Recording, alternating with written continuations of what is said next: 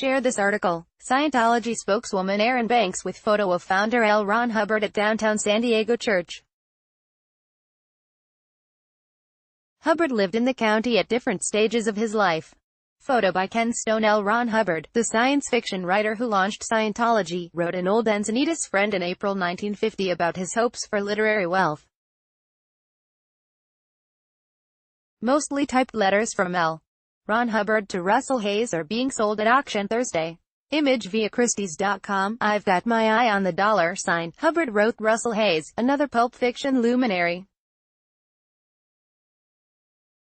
With other books, magazine articles, lectures and maybe a rich patient or two, I think I can clean up a few bucks. A few days later, Dianetics was published, and the controversial religion followed 4 years later. On Thursday, Christie's in New York will auction a batch of 26 letters from Hubbard to Hayes, one sent from El Cajon. The trove of mostly typed material has an estimated value of $10,000 to $15,000. Peter Clarnett, Christie's senior specialist for Americana Books. We based it on what we have seen other letters from Hubbard sell in the past, he said. However, nearly everything that has sold previously has never had this quality of content. Most of what we have seen are routine business letters, notes of thanks, etc. Christie suspects the $10,000–$15,000 estimate will turn out to be quite conservative. Clarnett told Times of San Diego. L. Ron Hubbard wrote his old friend Russell Hayes from El Cajon in July 1948. Image via Christie's.com. Famed auction house won't say where it got the Hubbard letters or who is registered to bid for the collection spanning a half-century, from May 1935 to October 1985. But Scientology critic Tony Ortega has speculated, "We have a feeling a certain church is going to want to nab them." Lauren Wolfe, a researcher for the 2013 expose of Scientology called "Going Clear" by Lawrence Wright, said she had access to photocopies of the letters through the University of Kansas Spencer Research Library. She traced the letters to the Russell Hayes collection at the library, and eventually obtained a complete digital archive. That helped Wright's book, since the Church of Scientology typically redacts anything unflattering, or not following the church's narrative, about Hubbard, she said. Wolfe said the Hayes letters certainly include content most have never seen before.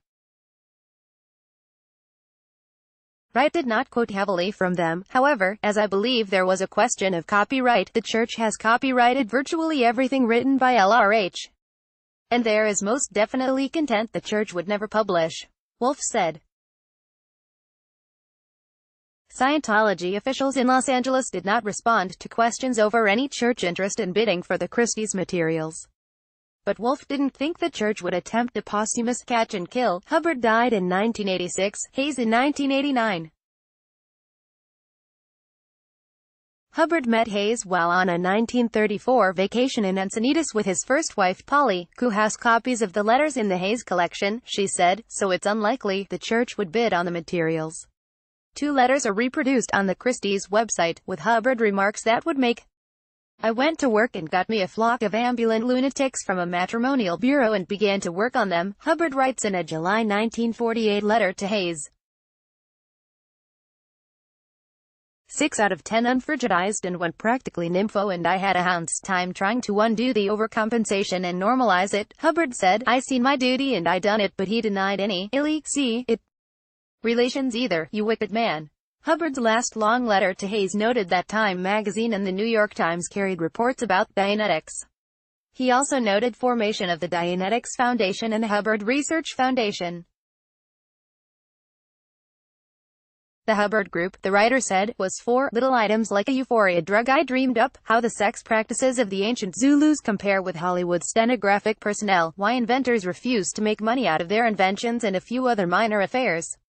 Clarnett said the letters were confirmed as genuine by comparing them to other known examples with Hubbard's signature, and we found enough similarities in the handwriting to conclude it was Hubbard. The batch of letters, 65 pages in all, won't be sold separately. The papers are being offered as a single lot, Clarnett said.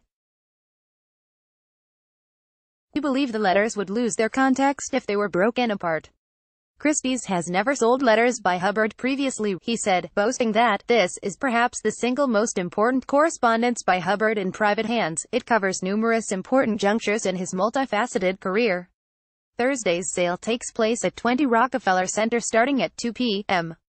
The winning bidder will fetch a Hubbard letter that ends, "I want a good home in some sunny clime, a nice yacht small enough to keep going without much expense, a pretty steno to take care of my typing, a good smart boy to look after the business affairs, and thereafter a lot of peace in which to monkey around. If I can attain all this I shall be a happy man." Scientology founders' Risqué letters to Encinitas pal up for auction at Christie's was last modified, June 13, 2018 by Ken Stone. Greater than subscribe to Times of San Diego's free daily email newsletter. Click here, follow us.